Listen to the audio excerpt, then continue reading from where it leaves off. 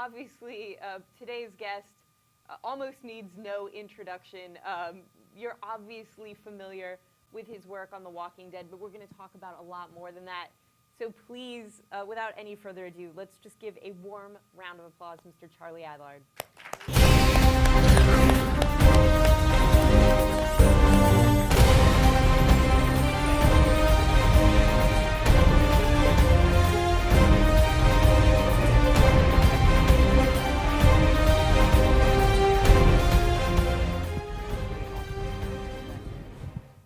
Okay, just like that. Yeah. Hello.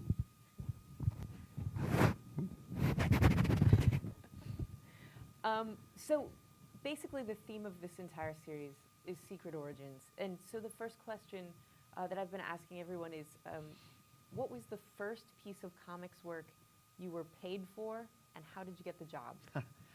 I always say the first thing I did professionally was a Judge Dredd 10-page story written by Alan Grant, which is actually incorrect. The first thing I actually did and got paid for was a comic strip, 3-panel comic strip called Biggles Bear, which I did with a writer friend of mine called Tim Quinn for the Virgin In-Flight magazine. It lasted for one whole issue. What was Biggles Bear? Because I think a lot of people... It was a bear that flew an aeroplane and looked like Biggles, the famous British comic strip fighter pilot. Well, not comic strip, he was pulp, wasn't he? But yeah. And that was a couple of, probably at least a year or so before I got, sort of the Judge Dredd stuff. And now, the Judge Dredd piece, how did you move from Biggles Bear to Judge Dredd? That's a fun evolution. I mean, obviously, that was the direction I wanted to move in. I didn't really want to stay in, funny animal comic strips. Right. But I got to know my friend Tim Quinn, and he's still a good friend because he used to do loads of funny, loads of little 3-panel strips for all the Marvel UK publications, like loads of superhero spoofs with an artist called Dickie Howitt. And I just found out, to cut a long story short, I found out that he lived in my hometown of Shrewsbury, you see, back home in the UK. So yeah, again, we got chatting, and actually we did Biggles Bear, we did a strip for the Sunday Mail, which was called Catman, which was obviously a spoof on Batman. And then we did a couple of other strips for a couple of other BBC magazines. So that's kind of my first year's worth of work. But all the time in between that, I was obviously working on a portfolio for what I really wanted to do, which was obviously the superhero stroke, furrowed brow, serious comic stuff. And it was a simple matter of just going to conventions and showing my portfolio. I was very lucky at the time because back in this would be the late 80s, early 90s, obviously comics had hit big. Right. With obviously Dark Knight, Watchmen and everything. So our conventions in the UK, we could actually get a lot of American editors come over, unlike nowadays in the UK where you might get one or two and that's it. Right. So I didn't need to come to the States to see editors. The editors were coming, not to me specifically, but to the UK just to sort of cherry pick talent. So it was a very good time, and I was very lucky to have been part of that time. I think I might have struggled a bit more sort of 10 years further down the line. Yeah, it seems like, so many of the people we've had in this series have talked about Judge Dredd and 2000 AD as a huge launching pad for their careers. After that, was Astronauts in Trouble the next book, or there was something else between, right? No, Astronauts in Trouble came quite a while after that. I did my stint on the X-Files. Oh, right. Before Astronauts in Trouble. And even before that, I did my first kind of major American publication was Mars Attacks. That was the first thing that really sort of got me into the States. And was that through Topps? Yeah. And so talk a little bit then about moving to Mars Attacks and Topps and that working relationship. I'd spent about a year working for the Judge Dredd magazine, and then I spent about another 8-9 months working for Marvel UK after the Dredd magazine. And of course, again, it was the time where comics were big, and Marvel UK was suddenly pushing loads of homegrown stuff back out into the American market. So Right. again, I was lucky to be part of all that. And then it was just one of those things, you know. I think the Marvel UK stuff brought me to the attention of various people over in the States. And actually, how I got the Mars Attacks job was I was actually living in New York. I lived in New York for about a month and a half, working for Defiant Comics, Jim Shooter's old company. And they like to fly you out there and have you work in their so-called bullpen. And so I did that I initially was contracted for like only a couple of weeks, but they kept just slightly extending it by another week and another week. So in the end, I was out for about a month and a half, and which was a great experience. Yeah. It was great to actually live out in New York and things like that. And when I was out there, I think Jim Salicrup, who was editor at Tops at the time, just rang the office one day, and secretly rang the office, and asked if we could meet for, I can't remember if it was dinner or lunch or whatever. Back in the days, we went out for lunches and dinners with editors, and he said, we've got this property, Mars Attacks. Have you heard of it? I said, oh yeah, I know the cards. This was obviously before the film and everything. And that was it basically. Off I went left Defiant, flew back home, started work on Mars Attacks, which straight away led into the X-Files, because obviously they were both at Tops. Right. Really quickly, I'm just curious, working at Defiant and working in a bullpen, so much of comics now, it feels very insular, it's sort of people sketching in their home studios. What was that like? Were there a lot of other artists at that time in the bullpen with you? I mean, there weren't that many. There was probably about 5 or 6 artists. I mean, still, there were a lot of people bringing in work rather than working there. But there was 2 of us were Brits out there. The other guy, Tim Perkins, was a colorist. He was coloring for Defiant at the time. We actually shared an apartment on the 55th Street. I always remember that, just off Park Avenue. We shared. We were put in this apartment together, and thankfully we got on. Yeah. And there was about 2 or 3 other American artists, inkers, pencilers, whatever. So it was kind of interesting. I preferred working on my own, to be honest. Okay. I don't know. I'm actually an only child, so I'm quite happy to be in my own company, I think. So it was a bit weird. It was very odd having Jim Shooter breathing down my neck, literally all the time. And he's the guy, if anyone knows Jim Shooter, he's a big guy as well. Yeah. So you could feel his shadow descending over you. I was going to say there are a lot of like legendary sort of Jim Shooter stories out there. So I was curious about how much contact with Jim you had. Oh, I had loads of contact, because he literally he was to put it mildly, he was very hands-on. So he literally, his office was opposite where I was working, and he kept his door open all the time, so you could just see him.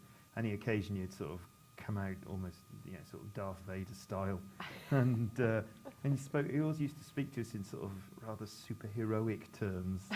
He would like, oh yes, you'd put your hand on your shoulder and sort of massive hand and just go, I think we can harness your powers for good. And you just thought, I don't know, that sounds more like a threat than something positive. That's amazing. So Tops, Mars Attacks, and then moving on to the X-Files. Did doing the X-Files comics present a completely different type of challenge? Because obviously there are actors, Yeah, because Mars Attacks, even though it was based on a property, all we were basing it on were sort of a series of bubblegum cards, which basically we created every single human character, and obviously we were given almost carte blanche to do our own Martians and everything. So pretty much we were just taking, I think we took certain scenes from the cards and put that in the book, but apart from that, everything was pretty much in myself. It was Keith Giffen who wrote it, our own thing. Obviously the X-Files was a different kettle of fish. It was, I suppose it was more suited to how I drew, because obviously Tops were very adamant at the beginning to say, well, we haven't got you because we think you're a good likeness artist. And I was like, yes, I know, because I said that to them as well. I said, really draw, likenesses or anything like that. And they said, well, no, we've got you for the mood and the atmosphere of the TV show. So I was like, okay, cool. So long as everyone's on the same page about that, I'm up for it. Unfortunately, not everyone was on the same page, unfortunately, but Really? no, I mean, Tops were really cool about it, but yeah, obviously we were dealing with other companies at the same time, Right. and I'm sure everyone hears this. You're sure it's the same old story. Once you start dealing with people that don't really understand what comics are about, you're into lots of trouble, and all they could see was, Scully and Mulder don't look like Scully and Mulder, and you're just saying, well, what do you want? Just photocopies of them, just on the page. And of course, this was. I didn't have a computer. This was pre me having a computer or anything. Right. So I couldn't. Yeah, there was no Google image search or Right. anything. You could just call up, shots of Scully and Mulder all over and over again.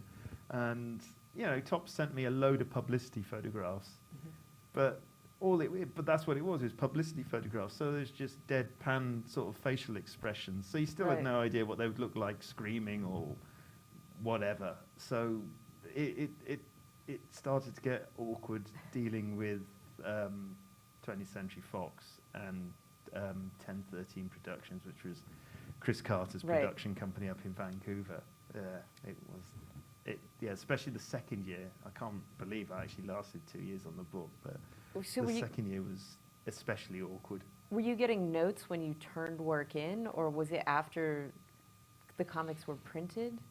I mean, it was a weird sort of situation because I was getting, it would go quiet for ages, and I think I must be doing all right, no news is good news and all Right. that sort of thing. And then I'd suddenly get a flurry of activity every sort of 2 or 3 issues, 2 or 3 months, something like that. And it was one of those sort of situations you were just banging your head against a brick wall constantly because you did not know what they wanted, because they didn't really know what they wanted. Right. All they could see was these comic depictions of their, characters in the TV show did not look like the photographs. Right. And it's like, well, no, because it's a comic book. You're Yeah. drawing, 22 pages of pretty much these characters constantly. And of course, with the X-Files, you didn't even have the benefit of costumes or anything. Right, it's just trench coats. Yeah, just trench coats. At least the only saving grace actually with the X-Files was that Gillian Anderson and David Duchovny did not have a kind of what do you call it, a final say in their characters' likenesses. The image rights. Because the image rights. Likenesses, Because I heard, for instance, loads of horror stories about Star Trek and people working on those books where literally every character had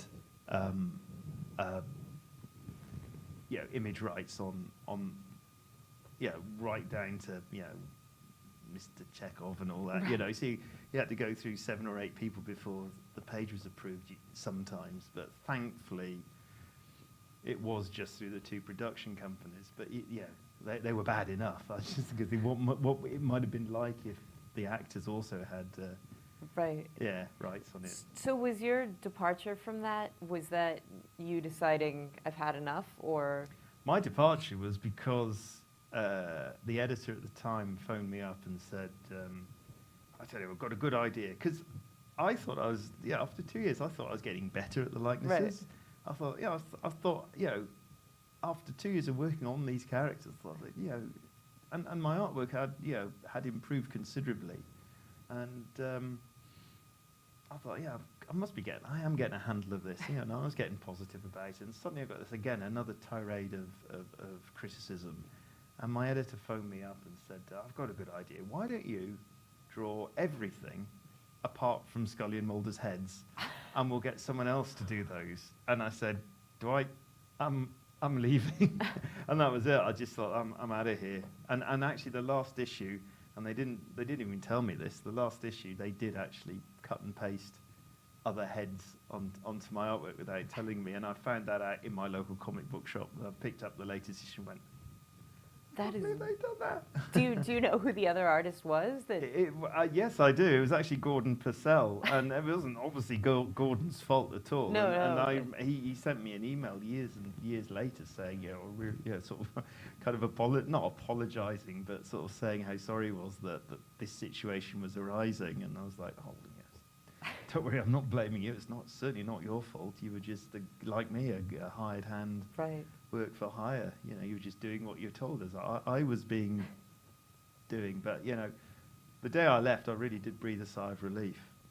I'm sure it's funny because now you'll see occasionally, comic adaptations of features where it really does look like someone used a light board and a photo for everything. So It just sucks the life out of it. I think.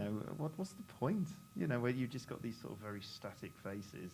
But I completely sympathise because they've probably been told to draw them like that because there's some ignorant person who hasn't got a clue what comics are or how they should look or anything to do with the production of something like that. And like I say, all they can see is people that just don't look like what they look like on the television. So coming out of something as sort of soul-sucking as working on the X-Files, what did you do next, and did that help to reinvigorate you a little bit? Well, I did because it was no secret. I mean, the X-Files made a shed load of money, if nothing else. Yeah. So financially, I was kind of nicely set up for a while. So I kind of actually put a bit of the money to good use and actually self-published a book. Well, not self-published it. We formed myself and some friends formed a kind of a publishing company called Les Cartoonistes Dangereux, and we were all big fans of the French markets, the European comics, and we'd been to Angoulême, the big European convention out there, on numerous occasions already, just as fans. And we thought, well, why don't we try and penetrate this market? So I had an idea.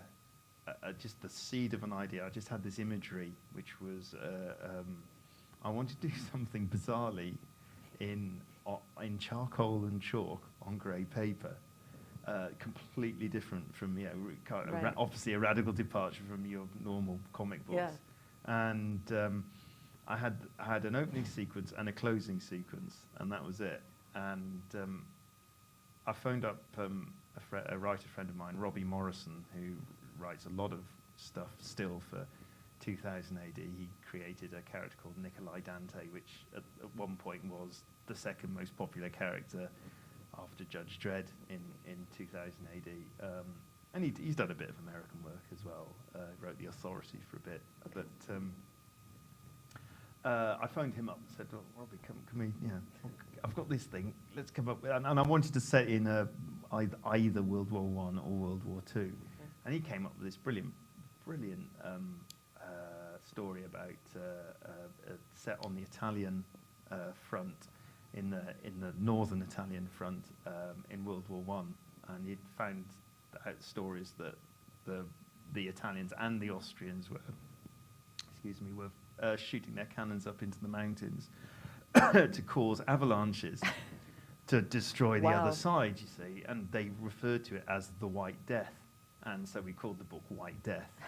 And it was basically he wrote a fantastic wartime story about the adventures of this one guy on the Italian forces, and which was perfect for the materials I wanted to use, because it was chalk. All the snow was chalk on this grey paper, and I made stylistic decisions to.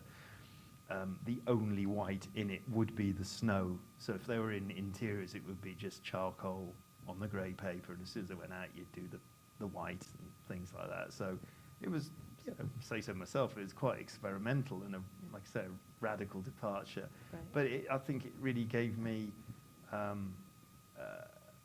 like you say, it was like a breath of fresh air, and it sort of revitalised me a lot more after having to deal with all the shit of the X-Files. Right. And it's okay to say that we are.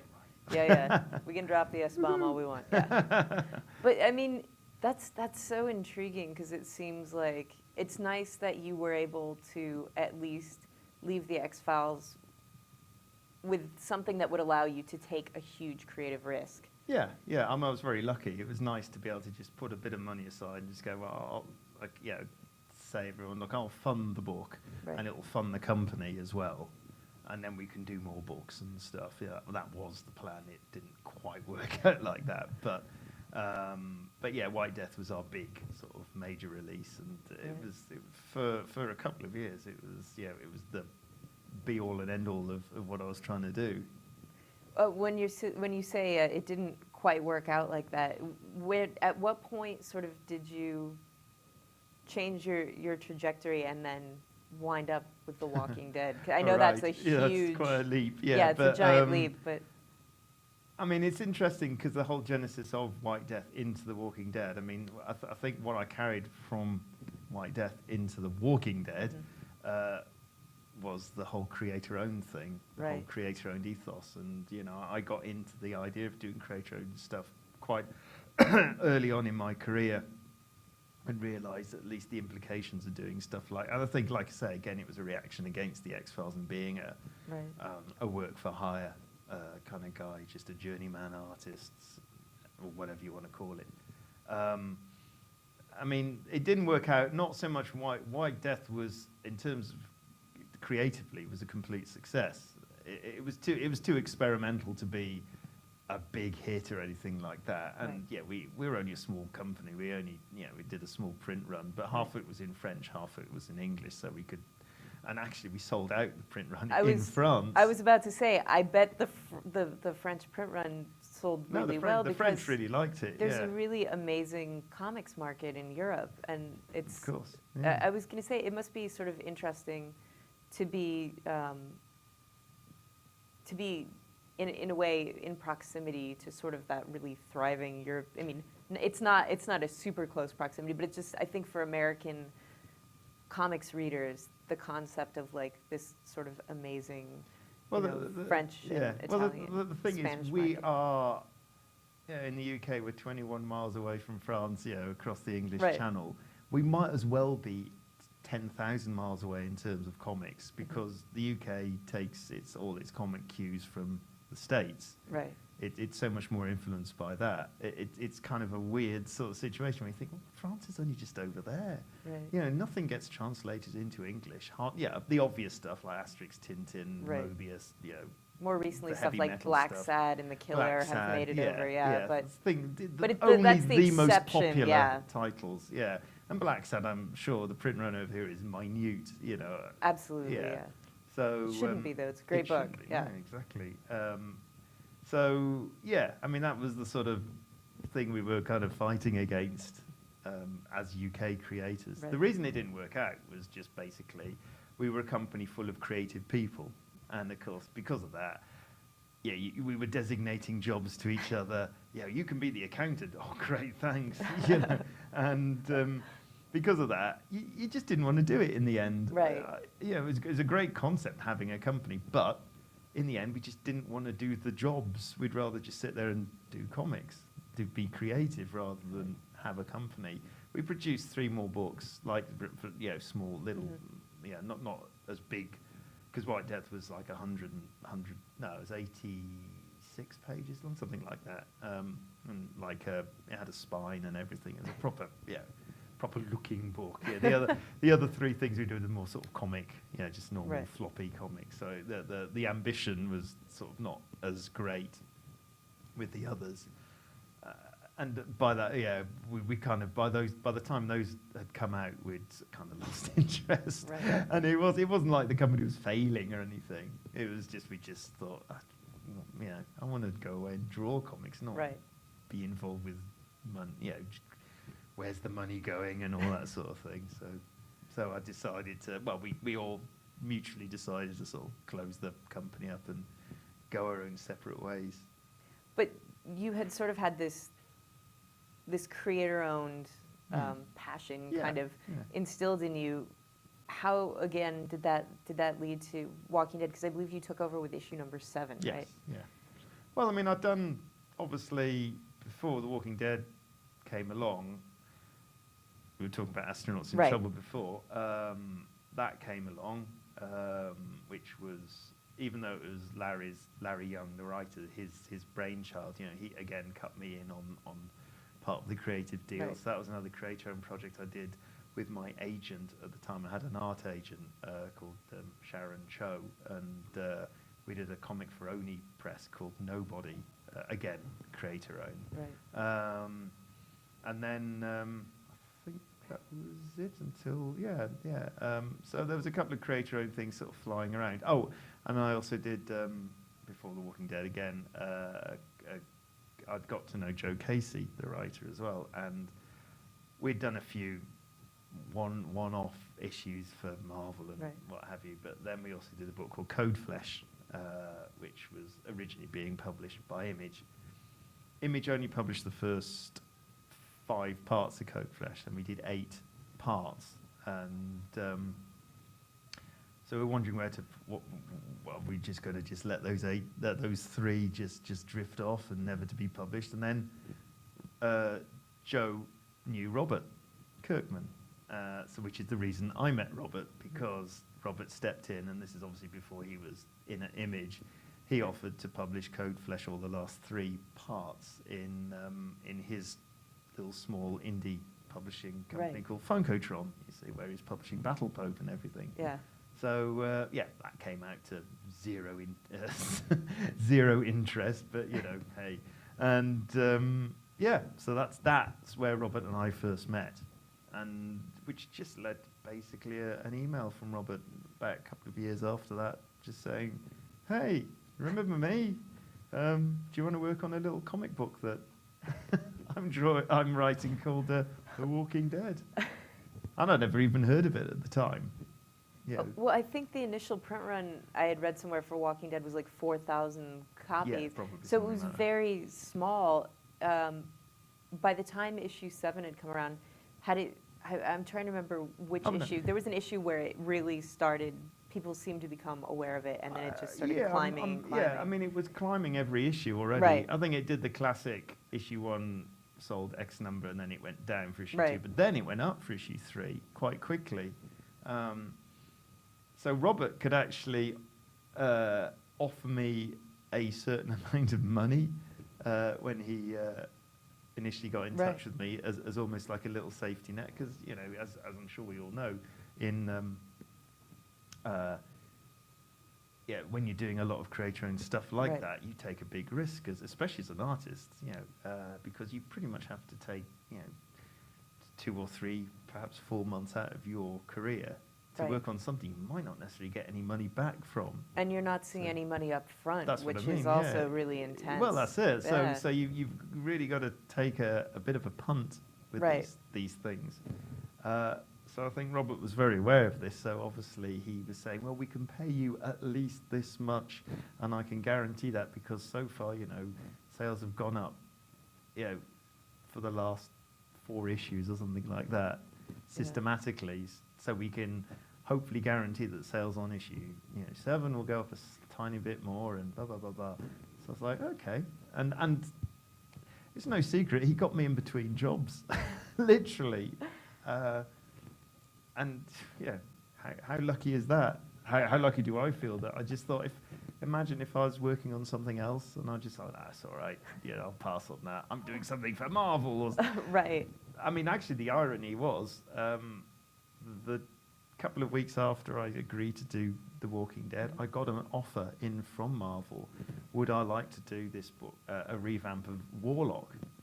I was like, and at the time in my head, I was seeing it as like, well, obviously the Warlock thing is going to be the success, right? Because it's Marvel, And was this Adam Warlock or Warlock from the New Mutants? No, Adam Warlock. Okay, gotcha. Yeah. It was written by Greg Pak.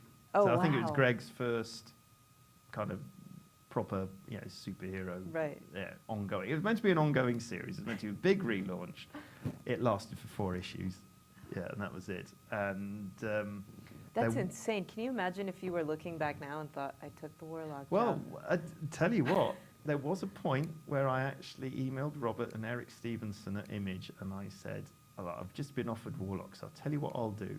I'll do 6 months, a 6-book trade of The Walking Dead, and then it's all right, I'll leave The Walking Dead, and you can look for somebody else, and you can do another trade with somebody else, and I'll just carry on with the big title, the Warlock book. And if it wasn't for the fact that I got an impassioned email back from Robert, and actually the one that really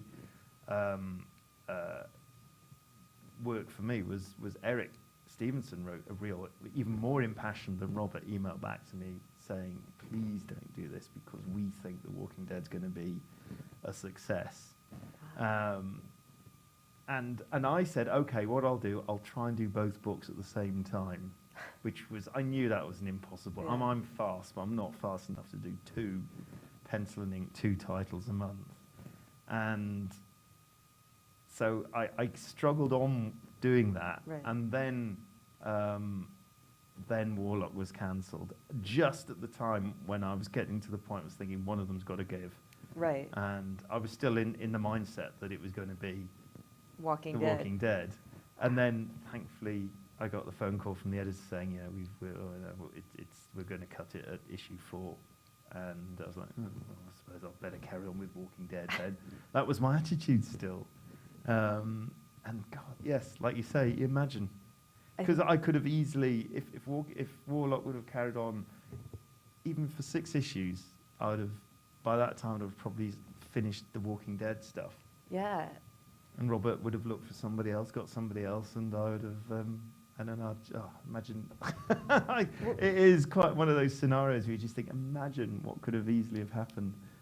It's interesting, too, because in retrospect, Robert and Eric must have been very impassioned, or very passionate about your work, because at that time, one of the things with The Walking Dead was they wanted it to be coming out regularly, and with a lot of Image books, there was occasionally an issue, there were issues with someone would put out an issue and then it'd be 3 months to the next issue, and that's tough to build sales. So Of course, yeah. it's kind of a testament to how excited they were about your work. Yeah, I mean, I think, I'm sure they were looking for somebody anyway that could do the monthly grind, so to speak, anyway. And all power to Robert for asking somebody to work on the book that was completely and utterly poles apart from Tony Moore stylistically. Right. They could have easily have gone for somebody that drew like Tony. Right. But no, Robert chose to go for somebody who drew completely the opposite to Tony. Did they send you sort of the first trade or the first issues to kind of get up to speed before you accepted on the book?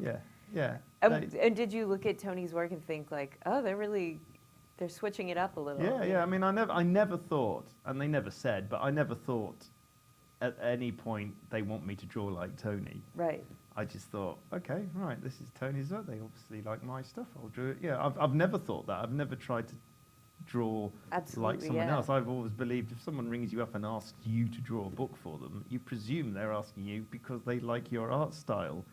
Yeah, I've never demonstrated a sort of a chameleon-esque ability to draw like anybody else anyway, so why would they ring me up and ask me to draw like somebody else? So it wasn't an issue for me. It wasn't particularly a problem for me just to take over and draw differently. At what point in the sort of the progression of The Walking Dead, at what point for you did you realize this is really taking off? Was there a moment at a convention, a moment where you got a sales number and you thought, wow, this is interesting? Yeah, it's been such a slow build. Every issue is just, putting on the numbers. I don't think there was ever a point where, apart from obviously the TV series where everything just went, right. Before that, and we're still talking, how many years will we work on the Walking Dead before the TV show? What, 6? Right. 7 years? To be honest, there was never one singular point where we both thought, oh my God, this is getting a bit much, because it was just always building. Do you think it's because you were so in it that the process of the comic, it was shipping regularly, which is anywhere a feat these days? Do you think it's because you were so in the moment of putting it out and constantly in production, there was never a moment where you thought, here's a pause and whoa, like, let me take this in? Well, I mean, it was obviously a factor. Right. It obviously was a factor that we were coming out every month, or pretty much every month. so it's one of those things I just cannot explain its success. I always say, and I think a lot of creators say the same sort of thing. It's just being in the right place at the right time, and it's just basically blind luck. I mean, I'm not putting The Walking Dead down and saying, you know, it's a deeply average comic, and you know that they're obviously, you know, Robert writes an amazing story, and his characters are so incredibly well drawn. But on the other hand, so there are a lot of other comics, you know, as good as our comic. But why they aren't as successful as The Walking Dead is, I do not know. It's just, you know, somebody obviously thought that zombies were a good idea at the time. Right. And yeah, we've obviously got the TV series to thank so much for a certain level of success for The Walking Dead. I mean, when it was announced it was going to be a TV series, we were doing all right anyway, and yeah, we were making more than a good enough living by that time in terms of monetary things and everything like that. That success was already there. But I think at that time we just assumed that it would sort of, we couldn't see it getting any further at that time, because you could only go so far, I think, with a book like that. Right. You know, so obviously we do have the TV series to thank it for sticking us at number one, especially with issue 100. Yeah. Well, let's talk about a couple things, and we're going to get a tiny bit spoilery, so just letting people out there know. But first, before we delve right into the spoilers, the zombies. How much, you know, is Robert sending you a script that's like a wave of zombies, and are you going, I'm going to draw, you know, are you drawing sort of zombie versions of people you know in, or is it just, well, how do you sort Occasionally. I mean, most of the zombies are literally made up on the spur of the moment as I'm drawing it. They are the easiest things to draw in the book. Right. I mean, when I'm penciling them, the zombies are literally just a quick oval, a quick line where the eyes will be, a quick line where the mouth will be, and then I'll just draw it all in ink and almost let the hand follow the line. Right. Almost just draw it sort of with my eyes closed. That sounds a bit, I'm knocking the zombies now, but, No, that's just the way, especially when you're drawing lots of them. You kind of have to just quickly get them all down. Yeah, it's as I've always said, I think the one reason The Walking Dead does work is the fact that the zombies aren't that important to the book as a whole. I've always said they're the biggest MacGuffin, in fact, in the book. They are kind of there just to get the characters from A to B. Right. That is their sole function. Well, obviously, you know, one of the things that has sort of propelled The Walking Dead to becoming kind of the powerhouse it is now are these incredibly shocking moments. You know, I'll try and keep it sort of vague in case there are people who haven't read the comic, but I'm thinking specifically of 3 or 4 separate events that occur. Obviously, issue 100 had a hugely shocking event, which we won't talk about because that's pretty recent. But I think it was the issues, I want to say like 40, 43 through like 50. The prison, the end of the prison. Basically, everything from Rick and Michonne getting captured to Michonne's revenge to the fate of Laurie, which I feel like is okay to talk about because it's happened on the TV show as well in a different way. But in a different way, yeah. Obviously, the Michonne storyline in the comic is extraordinarily dark in ways that have not been replicated in the TV show. And the fate of the baby is intense. When you were getting those scripts, were you sort of reading it as someone almost would read the comic? Were you going, holy shit, Robert is doing this? Yeah, well, the only time I've ever actually had to ring up Robert straight away after reading a script was the Michonne torture scene, because I was just, do you really want to do this? And the funny thing is, I'm very much a guy, when you talk about especially horror movies and things like that, I'm very much a guy that most of my favourite horror movies tend to be the ones where the horror occurs off screen. Right. Because I firmly believe the mind can conjure up much worse images than what you show on the screen. So, you know, I don't know, for instance, one of my most favourite sequences ever in a horror movie is the end of Rosemary's Baby. where she just goes into that room and there's that black cot and she utters the line, she says the line, his eyes, what's wrong? What to say, his eyes? Yeah, it's like his what have you eyes. done to his eyes? Yeah. You know, and you don't need to see Satan's hellspawn baby. No. It would be the worst idea in the world to show the baby then, especially Right. back in 1968 A baby with a or bunch of whatever. like plastic horns. Well, yeah, because it stuck would on be, it or especially something. back Yeah. in the 60s, you know, it would look awful. So, you know, just that, you just think, you know, and that just speaks so much more strong than showing anything. But going back to, you know, the torture scene Right. and things like that, you know, Robert explained his point of view and the reason why we have to show it, and I was sort of, okay, okay, you've won me over, I'll do it, sort of thing. And, you know, I do appreciate the fact that we are drawing a zombie book as Right. well, and by its very nature, you know, out of all the sort of classic monster tropes, they are very much the goriest of all monsters. Right. And you do have to show the sort of the brutality of it all, and you know, I think if you do show what's happening to the characters, you in full view, it just adds to the pain and Right. the awfulness of the situations and how suddenly.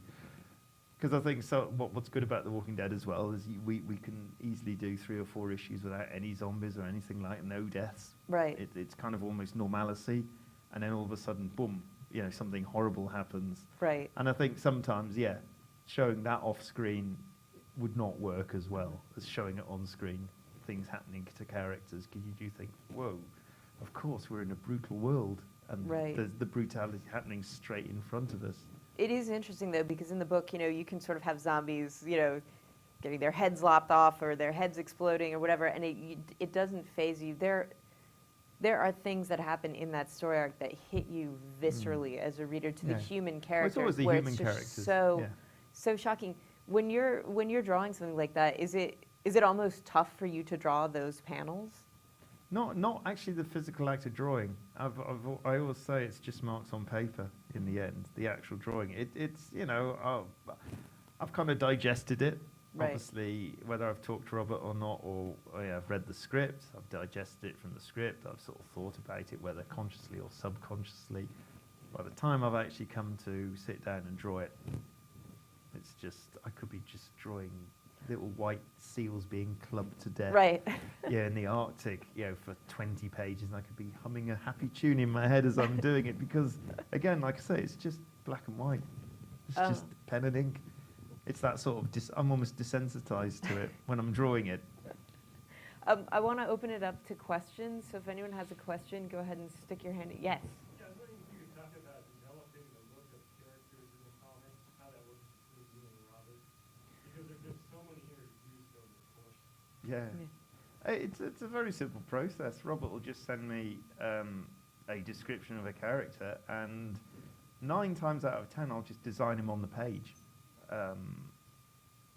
Michonne was designed beforehand, but only because Tony was still doing the covers. So Tony needed a template for Michonne, because obviously the cover was coming before Right. I put her into the book. So obviously Tony needed to see what Michonne looked like, and Michonne was one of the very rare characters. I've actually got a character sketch of her. It's because sometimes I do wish I'd have done character sketches, because Robert sometimes neglects to tell me how important a certain character might be as the plot develops. Having said that, sometimes he might not know how important this character might be, because I think, like all great writers, he says by the time you've got so used to drawing these characters, they almost write themselves. A really good example, so I'm going to give a plot spoiler away here if you haven't read up to a certain number, but was the death of Abraham. Right. That was a complete example of Robert's sort of just of the character writing itself. He got to a point where he said, oh, he didn't even think that he thought he was going to live to the end of that issue. Because he never told me he was going to kill off a major character in that issue. Right. Because he was starting, as soon as he started that issue, he thought this is the time for him to go. So, you know, that's a really good example of something suddenly happening straight off that you know, obviously with a writer, it does. These sort of things happen. So yeah, generally, I'll just either design it on the page, or there might be a bit of toing and froing on specific little points to how we're going to do a character. But yeah, we work. It's kind of our working method is so simple, which probably adds to the efficiency of the comic. Robert will just write the script, send it to me. I will draw it, send it back to him. It's as simple as that. Robert doesn't get to see pencils or anything like that. I mean, I hardly even do pencils for the covers to show Robert. I'll tend to just do the covers and he sees the inks, unless there's a kind of a specific thing that he might want, which I just want to make sure it's in the right place, or Right. I've drawn the right thing, or whatever. But generally, you know, even with the inks on the covers, it's the first thing Robert will see is the finished piece. Any other, yes?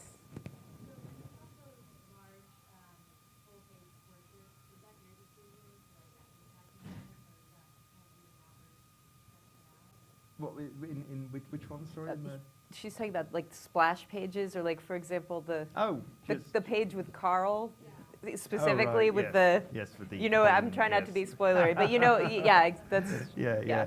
I mean, no, that is Robert saying, I want a full double-page spread of Carl. And I mean that is just basic stage directions which writers give you anyway. Yeah, there's a lot of Robert does like his full big splash page, full headshots. right. It's quite funny, but he wants all those as well. Does he buy the originals from you? Well, I give him. Well, I was But going to yeah, say, but if he he's got a probably lot- has like a gallery of like the final moments of like, Well, he's got every single. He does. It's quite weird. He's got at least every single full or double page spread of headshots. That's the thing he likes, apparently. Yeah. So I mean, he's got a few other choices. he's like the governor. Yeah. He's collecting the Dismembered headshots. heads. Yeah. That's awesome. You guys, we're out of time. I would love to continue with this, but they gave us the light. Please, a round of applause for Charlie Adlard. Thank you. Thank you so much. That No, was my awesome, pleasure. man. Thanks very much. Thank you.